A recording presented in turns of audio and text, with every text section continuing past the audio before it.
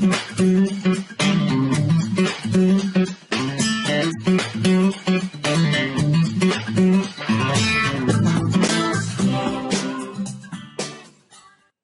दोस्तों, मैं Ruchika English academy में आपका स्वागत करती हूँ। आज मैं आपको क्रिया के भेद, जिन्हें हम फॉर्म्स ऑफ वर्ब्स कहते हैं, उनके बारे में बताऊंगी। सबसे पहले, क्रिया क्या होती है? जो शब्द किसी कार्य को सूचित करते हैं, उन्हें क्रिया कहा जाता है। इंग्लिश में हम उन्हें एक्शन वर्ड्स कहते हैं। The words which indicate some action, or you can call them doing words. क्रिया के भेद का क्या महत्व है? What is the importance of the forms of verbs? दोस्तों, कार्य के समय, कार्य की प्रक्रिया और कर्ता के स्वभाव को दर्शाते हैं क्रिया के भेद। They reflect the time of the action, the mood of the subject, and the aspect with which the act is being done. This is the importance of the forms of verbs. अब मैं आपको बताती हूं कि क्या-क्या विभिन्न रूप हैं क्रिया के। सबसे पहले हम first form of the verb के बारे में बात करेंगे। इसे हम मूल रूप या फिर बेस फॉर्म और इन्फिनेटिव फॉर्म भी कह सकते हैं। फर्स्ट फॉर्म को मूल रूप या फिर बेस फॉर्म भी कह सकते हैं। इसे सिंपल फॉर्म कहा जाता है। यह प्रेजेंट में, वर्तमान में जो कार्य हो रहा है, उसे दर्शाने के लिए इस्तेमाल किया जाता है। कुछ शब्द हैं जिन्हें मैंने आपको यहाँ पे दिया हुआ है कि इन्हें हिंदी में क्या कहते हैं और इंग्लिश में इनका जो मूल रूप है वो क्या है। सबसे पहले है खाना, इंग्लिश में ईट, नहाना, बेद, जाना, गो, पकाना, कुक, जोड़ना, जॉइन, पढ़ाना को टीच कहेंगे, चलना, वॉक, पहनना को वेयर, तोड़ना को ब्रेक कहेंगे, सोना को स्लीप, गाना को सिंग, आना को कम, पढ़ना को इंग्लिश में रीड या फिर स्टडी भी कह सकते हैं, गुस्सा करना इसे स्कोल्ड कहेंगे, खेलना को प्ले कहेंगे, फेंकना को थ्रो, गिरना को फॉल और मना करना को रिफ्यूज कहेंगे। ये एक छोटी सी लिस्ट है जो आपके रोजमर्रा की जिंदगी में एक्शंस यूज होते हैं, उनकी मैंने इंग्लिश के शब्द दिए हुए हैं। डिटेल्ड लिस्ट के लिए हमारी अलग से आप प्रेजेंटेशंस हैं, वीडियोस हैं, वो देख सकते हैं। अब मैं आपको बेस फॉर्म में कैसे वर्ब को यूज करते हैं कुछ एग्जांपल्स देती हूँ। ये एग्जांपल है, मैं खाना खाता हूँ। ये आपकी एक रोजमर्रा की, हर रोज की जो एक्टिविटी है वो है, मैं खाना खाता हूँ।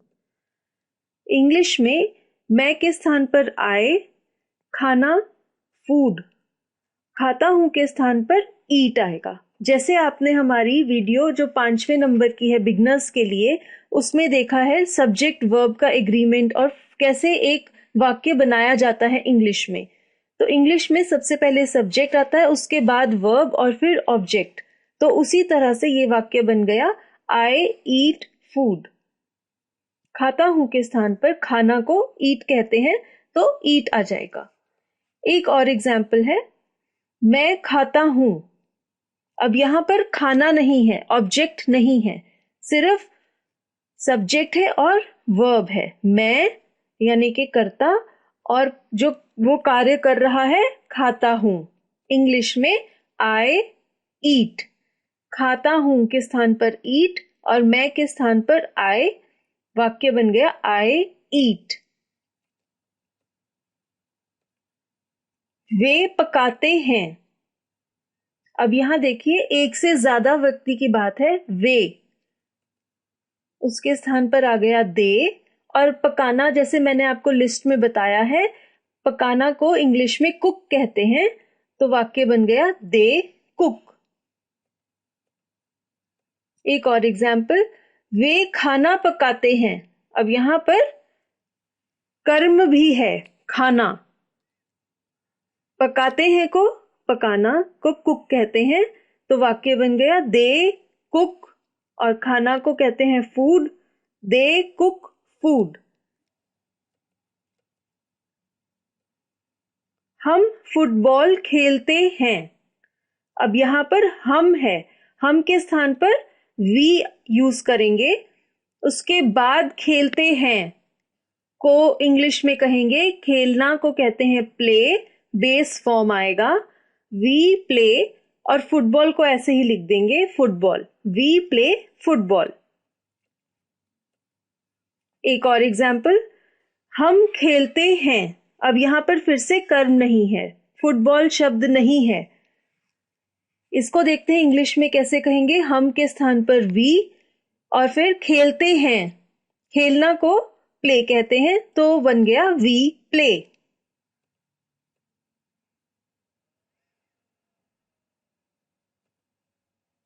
अब आप यहां पे ध्यान से देखिए, मूल रूप या फिर first form of the verb का एक इंपॉर्टेंट रूल है। ये है कि जब आप तीसरे व्यक्ति एक वचन की बात करेंगे तो वहां पर बेस फॉर्म नहीं इस्तेमाल होगा। तीसरे व्यक्ति एक वचन यानी कि ही, शी, इट, ट्री, गर्ल या फिर मुंबई भी। देखिए यहां पे पढ़िए, मैंने लिखा है not used with third person singular nouns और प्रोनाउंस और एनी प्रॉपर नाउन। तो जो बेस फॉर्म है या फिर वर्ब का फर्स्ट फॉर्म है, ये इन सब शब्दों के साथ नहीं लगाया जाएगा। अब आगे चलते हैं, second form of the verb, इसे बोलते हैं वर्तमान कालिक रूप या फिर प्रेजेंट फॉर्म। अब वर्तमान कालिक रूप या present form, second form of the verb, इसे क्या, ये कहां पर इस्तेमाल होता है? वर्तमान में जो कार्य हो रहे हैं उनके लिए, जो वाक्य अभी की प्रेजेंट स्टेट को दर्शाते हैं, उन वाक्यों में प्रेजेंट फॉर्म या फिर second form of the verb इस्तेमाल होती है। और ये कैसे बनती है? वाक्य में जो वर्ब है, बेस फॉर्म है, उसके अंत में एस या फिर ईएस या फिर आईईएस जोड़ दिया जाएगा। ये रेगुलर वर्ब्स की बात कर रही हूं मैं। कई इर्रेगुलर वर्ब्स भी होते हैं जहां पर किसी और नया शब्द हो जाता है। बेस फॉर्म से जब आप सेकेंड फॉर्म बनाते हैं तो शब्द ही बदल जाता है, लेकिन जो रेगुलर वर्ब्स हैं, आमतौर पर ज्यादातर सारे जो वर्ब्स हैं उनकी जो बेस फॉर्म है या फर्स्ट फॉर्म है, उसमें जब आप एस या ईएस या आईईएस अंत में जोड़ देंगे तो सेकेंड फॉर्म बन जाएगी। अब मैं आपको प्रेजेंट फॉर्म या सेकेंड फॉर्म में कैसे चेंज हो जाएंगे वर्ब्स वो बताती हूँ। अब फर्स्ट फॉर्म में खाना को ईट कहा था हमने, यहां पर उसके बाद में एस लगा दिया और उसकी सेकेंड फॉर्म बन जाएगी ईट्स। ऐसे ही बेद है फर्स्ट फॉर्म, बेस फॉर्म, इसके बाद भी एस जोड़ देंगे और सेकेंड फॉर्म में ये बेद्स बन जाएगा। गो के एंड में ई एस लगा देंगे तो ये सेकेंड फॉर्म में गोज बन जाएगा। कुक भी कुक्स बन जाएगा। जॉइन के एंड में भी एस जोड़ देंगे, जॉइंस बन जाएगा सेकेंड फॉर्म में। टीच के बाद ई एस लगा देंगे तो ये टीचेस बन जाएगा सेकेंड फॉर्म में। वॉक या फिर जो चलना था, जिसे हम इंग्लिश में वॉक कहते हैं बेस फॉर्म में, इसके साथ भी एस जोड़कर वॉक्स बन जाएगा सेकेंड फॉर्म। वेयर का वेयर्स, ब्रेक का ब्रेक्स बन जाएगा। स्लीप का स्लीप्स, सिंग का सिंग्स, कम का कम्स। ऐसे ही रीड के साथ एस जोड़ के रीड्स बन जाएगा और स्टडी के एंड में वाई को हटा देंगे और आईईएस जोड़कर स्टडीज बना देंगे। स्कोल्ड का स्कोल्ड्स, प्ले के साथ एस जोड़कर प्लेस बन जाएगा। थ्रो के साथ एस जोड़कर थ्रोज बन जाएगा सेकेंड फॉर्म में। फॉल के साथ भी एस जोड़ देंगे और फॉल्स बन जाएगा। रिफ्यूज का रिफ्यूजेस।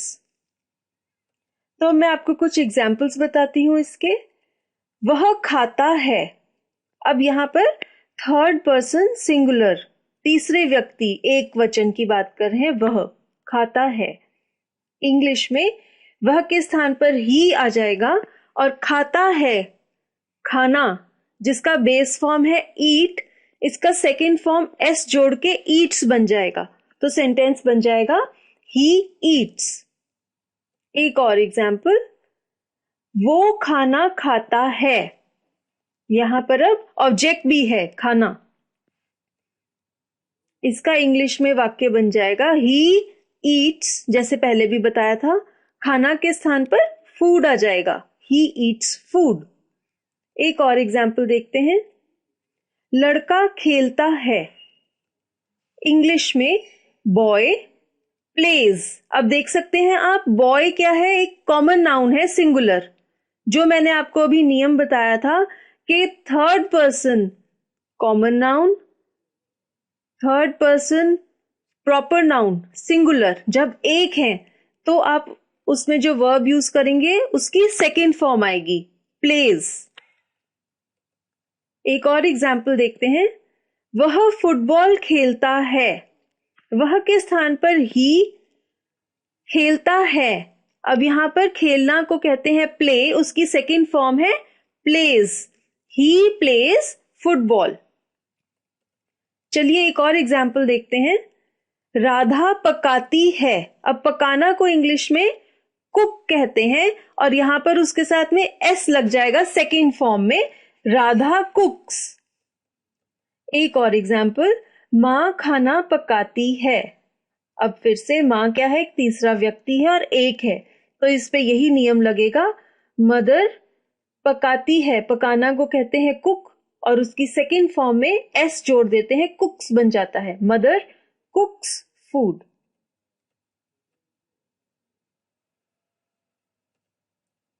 यहां पे इंपॉर्टेंट रूल है वर्तमान कालिक फॉर्म का, तीसरे व्यक्ति एक वचन के साथ second form of the verb लगाया जाता है। तो आप जब भी कोई वाक्य बनाएंगे या कोई वाक्य बोलेंगे जहां पे आप किसी तीसरे व्यक्ति एक वचन या किसी कॉमन नाउन, कॉमन नाउन को हम हिंदी में जातिवाचक संज्ञा कहते हैं, जो कि एक हो, जैसे कि पेड़, लड़का, लड़की, घर, या फिर कोई प्रॉपर नाउन हो, वो भी एक होना चाहिए, तब आप वर्ब की सेकेंड फॉर्म लगाएंगे, यानी कि जो भी बेस फॉर्म है उसके एंड में एस या फिर ई एस या फिर आई ई एस जोड़ देंगे। चलिए आगे चलते हैं। अब मैं आपके साथ तीसरे form, third form of the verb के बारे में बात करूंगी, जिसे भूतकालिक रूप या फिर पास्ट फॉर्म भी कहते हैं। भूतकाल में हुए कार्यों को जब आप बात करेंगे, जब आप दर्शाएंगे कोई कार्य जो पास्ट में हुआ था, जो हो चुका है, तो आप पास्ट फॉर्म या फिर थर्ड फॉर्म का इस्तेमाल करेंगे। और ज्यादातर वर्ब्स में थर्ड फॉर्म बनती है, बेस फॉर्म के एंड में ईडी जोड़ दिया जाता है। जो भी बेस फॉर्म है वर्ब का, उसके एंड में ईडी जोड़ने से थर्ड फॉर्म बन जाती है। अब मैं आपको लिस्ट देती हूं इन्हीं शब्दों की कि ये कैसे थर्ड फॉर्म में बन जाते हैं। अब जो शब्द हमने किया था खाना, बेस फॉर्म था उसका ईट। देखिए तीसरे फॉर्म में शब्द ही बदल गया है और ये बन गया है एट, ATE, एट। बेद के एंड में डी लगा दिया, बेद बन गया। गो का भी जो थर्ड फॉर्म है वो चेंज हो गया है, नया शब्द बन गया है वेंट। कुक का थर्ड फॉर्म कुक्ड है, जॉइंड जॉइंड। टीच का भी थर्ड फॉर्म चेंज हो गया है और बन गया है टॉट। वॉक का थर्ड फॉर्म में भी ईडी जोड़कर वॉक्ड बना दिया। वियर का थर्ड फॉर्म भी चेंज हो गया है, एक नया शब्द है वोर। ब्रेक का थर्ड फॉर्म ब्रोक है। स्लीप का थर्ड फॉर्म भी एक नया शब्द है स्लेप्ट। सिंग का थर्ड फॉर्म है सैंग। कम का थर्ड फॉर्म है केम, रीड का थर्ड फॉर्म भी रीड ही रहेगा, और स्टडी का थर्ड फॉर्म में वाई हटा के IED लगा दिया जाएगा, स्टडीड। स्कोल्ड का थर्ड फॉर्म स्कोल्डेड रहेगा, प्ले का प्लेड। थ्रो का थर्ड फॉर्म देखिए, ओ है जो, उसको हटाकर ई लगा दिया, थ्रू। ऐसे ही फॉल के थर्ड फॉर्म में ए के स्थान पर ई लगा दिया, फेल। और रिफ्यूज का थर्ड फॉर्म रिफ्यूज्ड, डी लगा दिया। तो ज्यादातर नियम फॉलो हो रहा है जो कि रेगुलर वर्ब्स हैं, और कई वर्ब्स में, जैसे मैंने आपको बताया था कि उन्हें इर्रेगुलर वर्ब्स कहते हैं, नया शब्द बन गया है। चलिए अब मैं आपको कुछ एग्जाम्पल्स बताती हूं। उसने खाना खाया, खाना खा लिया है उसने, ठीक है। तो ये एक पास्ट का या भूतकाल का वाक्य है। इंग्लिश में ही एट फूड, खाया का जो थर्ड फॉर्म है, खाया को इंग्लिश में खाना कहते हैं, खाना को इंग्लिश में ईट कहते हैं। ईट का थर्ड फॉर्म है एट, तो ही एट फूड। एक और उदाहरण देखिए, हमने खाना खाया, हमने के स्थान पर वी, खाया, इसका भी ईट का जो पास्ट फॉर्म है वो है एट, वी एट फूड। एक और एग्जाम्पल, उसने फुटबॉल खेला, ही खेला के स्थान पर प्ले, और इसका जो तीसरा फॉर्म है वो है प्लेड। कार्य हो चुका है इसलिए तीसरा फॉर्म लगाएंगे, ही प्लेड फुटबॉल। एक और एग्जाम्पल है, बच्चों ने क्रिकेट खेला, ये भी एक पास्ट फॉर्म है, एक पास्ट का वाक्य है, बच्चे क्रिकेट खेल चुके हैं। तो इसे इंग्लिश में अब हम यहाँ पे भी वर्ब का थर्ड फॉर्म लगाएंगे। चिल्ड्रन कहते हैं बच्चों को, चिल्ड्रन। खेला, खेलना को कहते हैं प्ले, और इसका थर्ड फॉर्म है प्लेड, चिल्ड्रन प्लेड क्रिकेट। एक और एग्जाम्पल देखिए, बच्चों ने क्रिकेट खेला, चिल्ड्रन प्लेड क्रिकेट। अब ये देखिए जो इंपॉर्टेंट रूल है तीसरे फॉर्म का, पास्ट फॉर्म का जो इंपॉर्टेंट नियम आपने फॉलो करना है, जो इर्रेगुलर वर्ब्स हैं उनमें जो पास्ट फॉर्म होता है वर्ब का, वो एक नया शब्द होता है। In irregular verbs the past form of the verb is a different word altogether. कुछ उदाहरण हैं, ईट का पास्ट फॉर्म है ate, teach taught, wear wore, go went, break broke, fall का पास्ट फॉर्म है फेल, कम केम, स्लीप को third form में slept बना देंगे, और रन का रैन।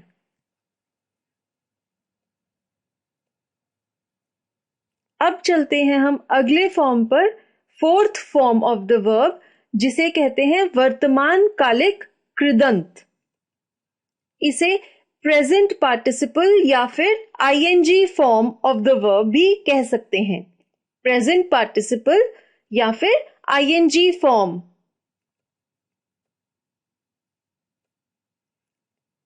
ये फॉर्म वर्तमान में हो रहे कार्यों को दर्शाने के लिए इस्तेमाल की जाती है, जो कार्य अभी वर्तमान में हो रहे हैं, या फिर कह सकते हैं कॉन्टिन्यूअस टेंस में और परफेक्ट कॉन्टिन्यूअस टेंस में ING फॉर्म का यूज होता है।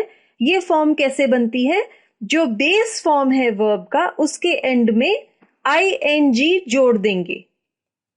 तो देखते हैं कि कैसे बेस फॉर्म के शब्द प्रेजेंट पार्टिसिपल फॉर्म में बदल जाते हैं। ईट के साथ ING लगा देंगे, ईटिंग। बेद का ई हटाकर बेदिंग, ING जोड़ दिया, बेदिंग बन गया। गो के साथ ING जोड़कर going, cooking, joining, teaching, walking, wearing, breaking, sleeping, singing. Come में ई हटा देंगे जैसे बेद में हटाया था, और ING जोड़ देंगे, कमिंग। रीड का रीडिंग, स्टडी के साथ भी ING जोड़कर studying, scolding, playing, throwing, falling, और फिर से रिफ्यूज का भी ई हटाकर आईएनजी जोड़कर रिफ्यूजिंग बन जाएगा। चलिए अब आईएनजी फॉर्म के एग्जाम्पल्स देखते हैं। वह खाना खा रहा है, वर्तमान में कार्य हो रहा है अभी। इंग्लिश में ही इज ईटिंग फूड। यहां पे देख सकते हैं इज भी जोड़ा है मैंने। इज क्या है? एक हेल्पिंग वर्ब है और प्रेजेंट पार्टिसिपल या आईएनजी फॉर्म में इस्तेमाल किया जाता है। He is eating food. एक और एग्जाम्पल, वह 2 घंटों से खेल रही थी। शी हैड बीन प्लेइंग, खेल रही थी। कार्य प्रोग्रेस में है, चल रहा है। She had been playing for 2 hours। यहां पे भी प्ले है जो बेस फॉर्म, उसके साथ आईएनजी जोड़कर प्लेइंग बन गया। एक और एग्जाम्पल, वे कल से खाना खा रहे हैं। कार्य कल से चल रहा है और अभी भी चल रहा है। वे के स्थान पर दे हैव बीन ईटिंग, खाना खा रहे हैं। इसके स्थान पर आ जाएगा ईटिंग। कल से खा रहे हैं, कल के स्थान पर येस्टरडे, खाना के स्थान पर फूड और सिंस आएगा। ये सिंस और फॉर कब लगेगा, ये आप हमारी प्रेजेंट परफेक्ट कॉन्टिन्यूअस टेंस की जो लेसन है उसमें देख सकते हैं कि ये सिंस क्यों लगा है और कब लगाया जाता है। तो ये वाक्य था, वे कल से खाना खा रहे हैं। इंग्लिश में they have been eating food since yesterday. अब प्रेजेंट पार्टिसिपल आईएनजी फॉर्म का जो इंपॉर्टेंट रूल है, जो नियम है आपने फॉलो करना है कि इसमें जब वाक्य बनता है तो हेल्पिंग वर्ब इस्तेमाल किया जाता है। हेल्पिंग वर्ब्स हो सकते हैं इज, जो कि लगता है थर्ड पर्सन सिंगुलर के साथ। एम लगता है जब आप अपनी खुद की बात करते हैं, फर्स्ट पर्सन सिंगुलर के साथ। आर का इस्तेमाल किया जाता है जब फर्स्ट पर्सन एक से ज्यादा होते हैं, वी आर जैसे कि, या फिर जब आप दूसरे व्यक्ति की बात करते हैं, यू आर, या फिर जब तीसरा व्यक्ति एक से ज्यादा होता है जैसे कि they are, trees are, children are, तो वहां ये वाला आर जो है तब यूज होता है। वर इस्तेमाल होता है जब आप भूतकाल पास्ट टेंस की बात करते हैं। वॉज का भी इस्तेमाल होता है पास्ट टेंस में। हैज बीन और हैव बीन ये भी इस्तेमाल होते हैं आईएनजी फॉर्म के साथ ही। और कब आपने कौन सा हेल्पिंग वर्ब यूज करना है, डिटेल में अगर आप हमारी ये जानकारी लेना चाहते हैं तो हमारा जो लेसन है प्रेजेंट परफेक्ट कॉन्टिन्यूअस टेंस और प्रेजेंट कॉन्टिन्यूअस टेंस, तो आपको इन लेसन्स में ये जानकारी मिल सकती है। चलिए अब अगले फॉर्म के पर चलते हैं जिसे बोलते हैं fifth form of the verb, भूतकालिक कृदंत या फिर पास्ट पार्टिसिपल। इसे ईडी या फिर ईएन फॉर्म भी कह सकते हैं। पास्ट पार्टिसिपल फॉर्म या फिफ्थ फॉर्म तब यूज होती है जब कोई कार्य पूर्ण भूतकाल में हुआ हो। Actions which began and ended in the past. कार्य भूतकाल में ही शुरू हुआ और भूतकाल में ही समाप्त भी हो गया। इसे हम इंग्लिश में पास्ट परफेक्ट टेंस के जो वाक्य हैं वो भी कह सकते हैं कि पास्ट परफेक्ट टेंस में ये वाली फॉर्म है जो वर्ब की वो इस्तेमाल होती है। और ये बनती है ज्यादातर वर्ब का जो बेस फॉर्म है उसके अंत में ईडी या फिर ईएन जोड़ दिया जाता है। देखिए यहाँ पे जो बेस फॉर्म थी ईट, उसके एंड में ईएन लगा के ईटन बन गया।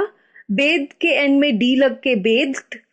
ये थर्ड फॉर्म के ही जैसा है। काफी सारे ऐसे वर्ब्स हैं जिनकी थर्ड और फिफ्थ फॉर्म एक जैसी होती है।